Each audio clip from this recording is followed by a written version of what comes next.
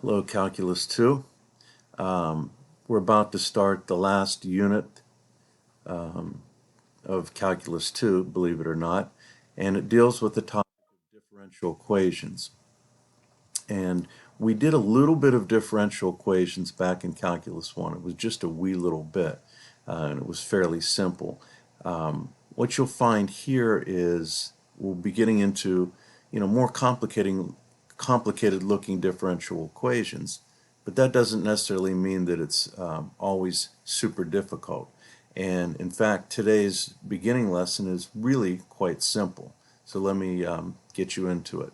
So differential equations are equations that contain derivatives of, y or f of x, and it contains x and y. So basically, equations that have some type of derivative, and they can have x's and y's in them. Now, whenever you want to find the solution to a differential equation, what you're really trying to figure out is, well, what is y, or what is f of x? What is the original function that will satisfy this equation that has derivatives in it? Okay, so the first example we have here is determine whether the function given, so we're going to look at several different parts, so part A and part B and so on, is a solution of this particular differential equation, which is y double prime, the second derivative, minus y equals 0. So it's a differential equation that has the second derivative in it. So in the first case here, we want to see, well, could the solution be y equals the sine of x? So we're going to test it.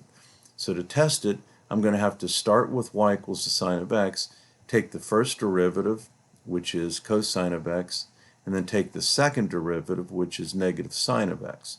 And then I'm going to plug the second derivative, negative sine of x, into y double prime, plug y equals sine of x into where you have y here, and see if it would work.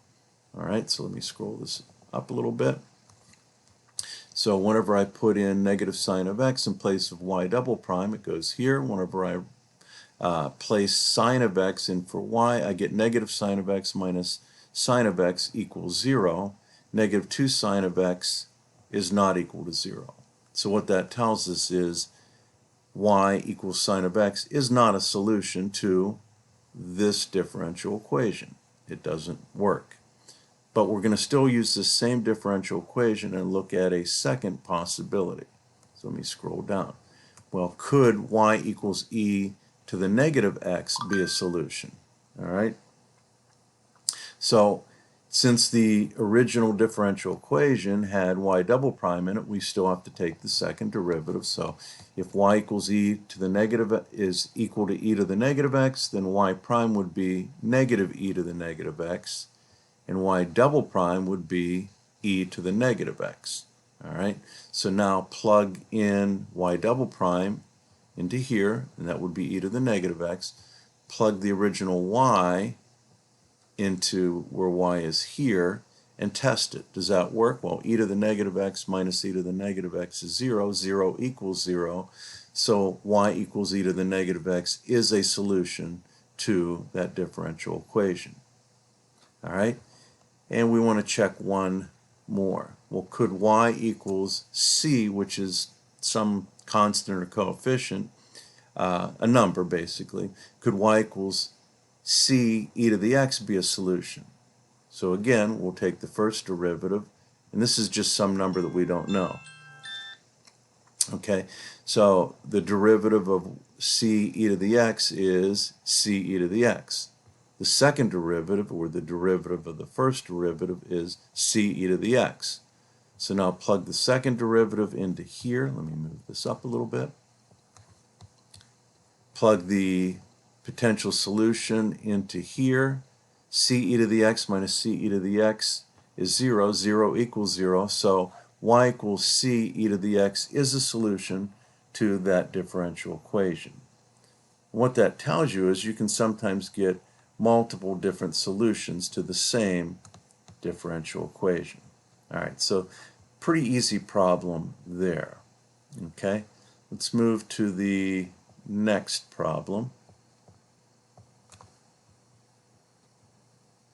Okay, this one says for the differential equation x y prime minus 3y equals 0, verify that y equals c x cubed is a solution, and then find the particular solution determined by the initial condition y is 2 when x is negative 3. All right, we'll get to the second part here in a second. All right, so look at your differential equation. It's x y prime, so I have the first derivative, minus 3y equals 0. I'm going to take this y equals c x cubed and take the derivative of it, plug it into here, and then see if this is a true statement. So let me move that down a little bit, or move it up a little bit. There we go. All right, so I have y equals c x cubed. I take the derivative, I get 3 c x squared. Now I'm going to plug this into y prime, and I'm going to plug the y equals c x cubed in for y.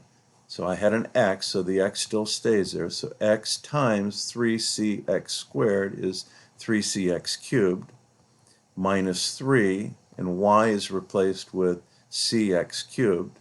So I get 3cx cubed minus 3cx cubed. That's 0. 0 equals 0. So we did verify that y equals cx cubed is a solution. And we're going to call that the general solution, because I don't know what c is.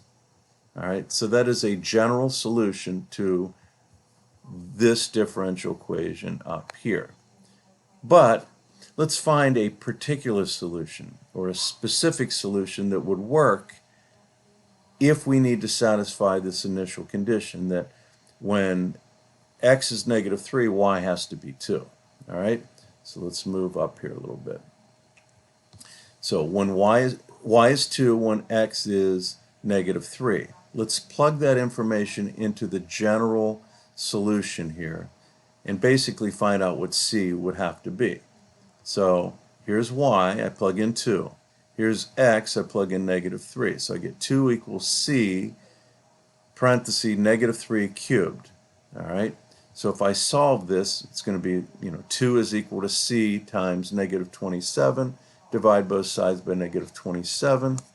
And I get c has to be negative 2 over 27. So now take your general solution, plug in c's value that satisfies this initial condition, and we get y equals negative 2 27ths x cubed. And that's the particular or specific solution that satisfies this initial condition here. All right, I want you to see there is a differential equations calculator that's kind of cool, and I want to show you that here. So we're going to use sort of this problem here. So I'm going to write this problem down, and I'm going to go to this calculator that I will share with you, and we'll test these results. So remember the particular solution that we have here. So let me click and find it. And there it is. It's a differential equation calculator, and got to get past some of the adds here. But here you're going to enter your equation and, if you need to, initial conditions. And so it gives you an example of how you would go about doing that. So our differential equation was, and I'm just going to type it in, x y prime minus 3y equals 0. And if I don't put any initial conditions in there, it should give me a general solution. So let me go ahead and hit enter. And it should do some calculations. Let me go down here to the bottom and see what it gave us. It gave us that y is, it calls it c sub 1 x cubed. That's what we had, y equals c x cubed. We were told actually to verify that that's the differential equation, or the general solution to this differential equation that you see up here. But now let me go back up there, and after that I'm going to put a comma, and notice how that they write the initial conditions here. y when x is a certain value is equal to something. So I'm going to do that too. We knew that y, I'm going to put in parentheses, y's value when x is -3 is to be 2. All right, so there's the initial condition. So y is 2 when in the parentheses you have what x would be. So now I'm going to hit the enter key, and it should do some calculations here.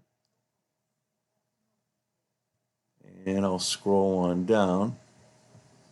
So it's verifying that this is what I wanted to happen. So the differential equation was x, y prime. Y prime's a function of x. That's why they have this little thing here. Minus 3y. It's not multiplied by x, but it's saying that y is a function of x. So x, y prime minus 3y equals 0. This was our initial condition. And look at the specific solution that satisfies that. Exactly what we got. So y equals -2/27 x cubed, basically. All right, so you might find that to be, this differential equation calculator to be helpful for these type of problems. So real easy first lesson on differential equations, and it'll get a little bit harder, but that's okay. So I hope that helps, and we'll talk to you later.